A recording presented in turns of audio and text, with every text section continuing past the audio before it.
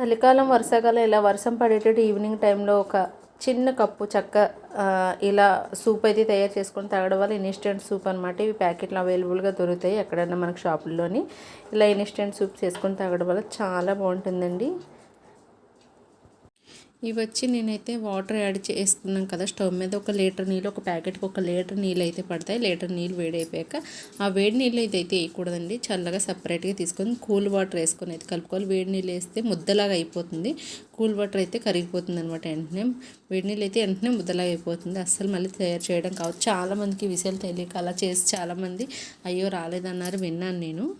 కానీ నేను ఎప్పటి నుంచో వాడతానండి. ఇవి చూసారు కదా, వాటర్ అయితే బాగా బాయిల్ అయిపోయి కలిపిన మిశ్రమం అయితే అందరూ యాడ్ చేసుకుందాం చక్కగా. అది కూడా మనం ఐలోనే పెట్టుకోవాలండి, సిమ్లో పెట్టకూడదు, ఐలో పెట్టుకోవాలి. ఐలో పెట్టుకొని బాగా కలిపేసుకుంటే చిక్కబడిపోతుంది, దగ్గరికి అయితే అయిపోతుంది, చిక్కగా అయిపోతుంది, దగ్గరికి కూడా అయిపోతుంది. చాలా బాగుంటుందండి సూప్. ఈవినింగ్ టైంలో పిల్లలకైతే ఇలా సూపు వేడివేడిగా తినడం వల్ల ఆకలి పుడుతుంది. అండ్ వర్షం వచ్చేటప్పుడు చలికాలం ఇలా తాగేసుకుంటే చాలా బాగుంటుందండి.